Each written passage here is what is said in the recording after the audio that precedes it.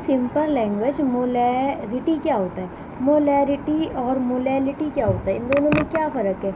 अगर हम देखें ऐसे लिखने के आधार पर तो हम तो बोल सकते हैं इसमें एल और आर का फ़र्क है। नहीं, ऐसा नहीं है, एल और आर का तो फ़र्क है ही, वो लिखने में है। पर जो मोलैरिटी है उसका असली ये है कि मोलैरिटी और मोलैलिटी दोनों में मोल्स का यूज़ होता है। तो हम इन दोनों में ही पता करते हैं कि सॉल्यूट के कितने पार्टिकल डिज़ोल्व हैं। हम इस दोनों में ही पता करते हैं कि सॉल्यूट के कितने पार्टिकल डिज़ोल्व हैं सॉल्वेंट में, सॉल्यूशन में, सॉल्वेंट में या सॉल्यूशन में। अब सॉल्यूट के कितने पार्टिकल डिज़ोल्व हैं सॉल्वेंट में या सॉल्यूशन में, तो अब हम देखेंगे सॉल्यूट को ही हम क्यों करते हैं। हम ऐसा क्यों नहीं करते कि किसी सॉल्यूशन में, कोई टोटल सॉल्यूशन है उसमें हम सॉल्वेंट का ढूंढें, हम ढूंढ सकते हैं, उसके लिए अलग चीज़ है। पर हम अभी मोल फ्रैक्शन और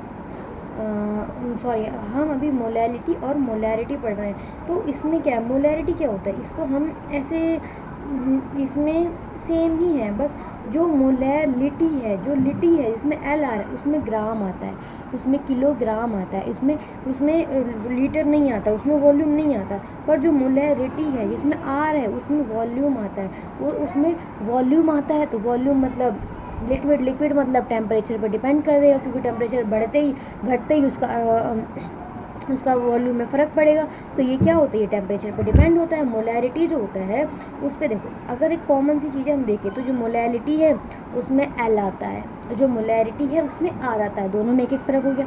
अब जो मोलैलिटी है जिसमें एल आता है वो किलोग्राम आता है, उसमें केजी आता है, वो उसमें केजी आता है। दूसरा पॉइंट है, तीसरा पॉइंट इसी से कनेक्टेड है कि जो मोलैलिटी है उसमें एल, देखो पहला पॉइंट तो जो मोलैलिटी उसमें एल आता है, दूसरा पॉइंट ये कि उसमें केजी आता है। जब केजी आता है तीसरा पॉइंट इसी से कनेक्टेड है कि केजी आता है, तो ये वॉल्यूम पर डिपेंड नहीं करेगा। दूसरा ये है कि मोलैरिटी, मोलैरिटी में आर आता है। अब मोलैरिटी में वॉल्यूम आता है, टोटल वॉल्यूम ऑफ सॉल्यूशन मतलब वॉल्यूम आता है। वॉल्यूम है तो वॉल्यूम से ही डिपेंडेड है कि ये टेम्परेचर पर डिपेंड करेगा। अब ये तो हो गया टेम्परेचर पर डिपेंड करे, तो इन दोनों के तीन तीन डिफरेंस हो गए।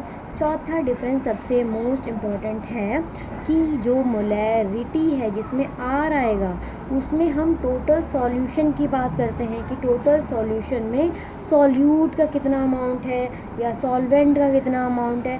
हम मोलैरिटी में ये पता करते हैं कि टोटल अमाउंट ऑफ सॉल्यूशन में, कि हमारे टोटल अमाउंट सॉल्यूशन मान लो कि 100 ml का सॉल्यूशन है, तो हम उसमें कितना ml, कितना पार्ट सॉल्वेंट का है, कितना पार्ट सॉल्यूट का है, इन दोनों के पार्टिकल देखते हैं बेसिकली, क्योंकि हम इन दोनों के मोल्स से डिवाइड, इन दोनों के मोल्स को ही वॉल्यूम से डिवाइड करते हैं। तो हम इन दोनों को ही, मतलब हम मोलैलिटी में सॉल्वेंट भी मोलैरिटी में, रिटी में आर वाले में, हम मोलैरिटी में जिसमें वॉल्यूम का यूज़ होता है, हम उसमें जब टोटल से डिवाइड करेंगे तो हम उसमें सॉल्वेंट भी निकाल सकते हैं, हम उसमें सॉल्यूट भी निकाल सकते हैं, सॉल्वेंट का भी मोल्स निकाल सकते हैं और सॉल्यूट का भी मोल्स निकाल सकते हैं टोटल वॉल्यूम ऑफ सॉल्यूशन में, क्योंकि ये एक वॉल्यूम है।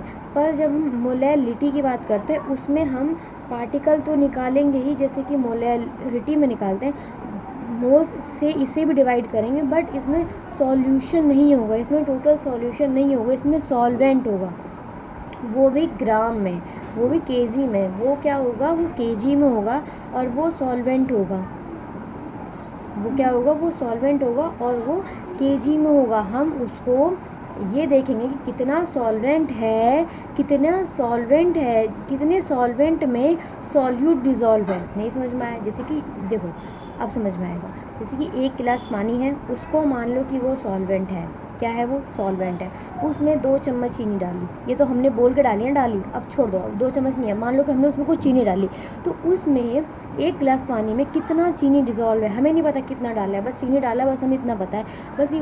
अब हमें ये पता करना है कि चीनी के कितने पार्टिकल, कितने मोल्स प्रेजेंट हैं उस सॉल्वेंट में। तो अब क्वेश्चन ये उठ भी सकता है कि हम ये तो पता कर लेते हैं कि टोटल सॉल्यूशन में कितना मोल्स मतलब कितना पार्टिकल प्रेजेंट है सॉल्वेंट के, और उसी में उसको ही हम मोलैरिटी बोलते हैं। हम इसमें ये भी पता कर लेते हैं कि टोटल सॉल्यूशन में कितना पार्टिकल प्रेजेंट है सॉल्यूट के, उसको भी हम मोलैरिटी बोलते हैं। ये दोनों मोलैरिटी आता है, ये दोनों मोलैरिटी के अंदर आता है, ये दोनों वॉल्यूम में आता है। वॉल्यूम भी 1 लीटर होना चाहिए, ठीक है। अब 1 लीटर वॉल्यूम नहीं है तो उसको हम मोलैलिटी को मिली मोल्स में डिवाइड करके अलग से निकाल लेते हैं। तो बात ये हम यहाँ पे वॉल्यूम का निकाल ले रहे हैं, वॉल्यूम में सॉल्यूट कितना प्रेजेंट है, सॉल्वेंट कितना प्रेजेंट है, ये पता कर ले रहे हैं। अब ये किस में पता कर रहे हैं, मोलैरिटी में। बट मोलैलिटी में क्या होता है, मोलैलिटी में होता है कि हम टोटल सॉल्वेंट देखते हैं, सॉल्वेंट जो कि सॉल्वेंट है, जो कि सॉल्वेंट क्या है, जो लिक्विड के रूप में हम सॉल्वेंट में देखते हैं, वो लिक्विड के रूप में, सॉलिड के रूप में कुछ हो सकता है। हम इसमें देखते हैं कि जो सॉल्वेंट है उसमें सॉल्यूट कितना प्रेजेंट है, सॉल्वेंट में सॉल्यूट कितना प्रेजेंट है। हाँ, तो मैं कह रही थी कि अब इसमें क्वेश्चन क्या उठ सकता है, क्वेश्चन ये हो सकता है, कोई बच्चा कह सकता है कि अब ये बताओ, हम ये भी तो पता कर सकते हैं को कितने कोई भी सॉल्यूशन में या कोई भी सॉल्वेंट में, सॉल्यूशन का तो हमने पता कर लिया था, कोई भी सॉल्यूट में जो हमारा छोटा सा नमक है, सॉल्यूट है, चीनी है, उसमें सॉल्वेंट कितना प्रेजेंट, इसको हम निकाल सकते हैं ना। हम इसको भी तो निकाल सकते हैं, क्यों नहीं निकाल सकते, ये क्वेश्चन कोई कर सकता है। क्योंकि जब हम ये निकाल सकते हैं कि एक सॉल्वेंट में सॉल्यूट कितना प्रेजेंट है, तो हम ये भी तो निकाल सकते हैं एक सॉल्यूट में कितना सॉल्वेंट प्रेजेंट है। तो इसका आंसर है नहीं, हम ये नहीं निकाल सकते, ये प्रैक्टिकली पॉसिबल नहीं है। क्यों? क्योंकि सॉल्वेंट तो घुलता ही नहीं ना। सॉल्वेंट का बात ही है कि सॉल्वेंट ज़्यादा अमाउंट में प्रेजेंट होता है और वो कभी घुलता नहीं है, वो ज़िद्दी होता है। मान लो वो अपने ही अंदर सॉल्यूट को घुलवाता है। तो जब वो घुल ही नहीं रहा, मतलब वो किसी में डिज़ोल्व हो ही नहीं रहा, वो किसी में मिल रहा ही नहीं है, वो किसी के पार्टिकल के अंदर घुस रहा ही नहीं है, तो हम कैसे बता दें कि उस पार्टिकल के अंदर सॉल्वेंट का कितना पार्टिकल मौजूद है, उस सॉल्यूट के अंदर सॉल्वेंट का कितना पार्टिकल मौजूद है। हम नहीं बता सकते क्योंकि वो जा ही नहीं रहा ना।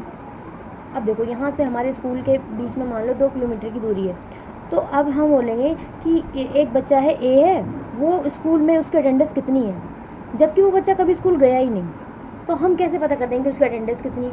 भाई जब वो जा ही नहीं रहा तो उसकी अटेंडेंस कैसे हो सकती है, पॉसिबल ही नहीं हो सकती ना।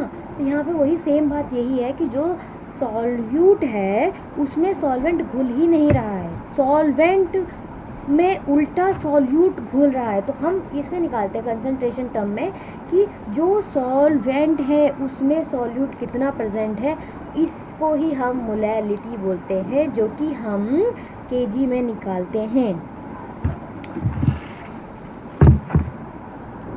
और ये टेम्परेचर पर डिपेंड नहीं करता क्योंकि इसमें केजी आती है, केजी आता है मतलब मास आता है, मास आता है, मास मतलब वो टेम्परेचर पर डिपेंड नहीं करता।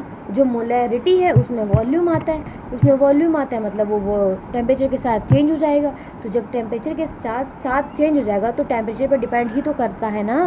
अगर टेम्परेचर के साथ चेंज नहीं होगा तो वो टेम्परेचर पर डिपेंड नहीं करता, सिंपल।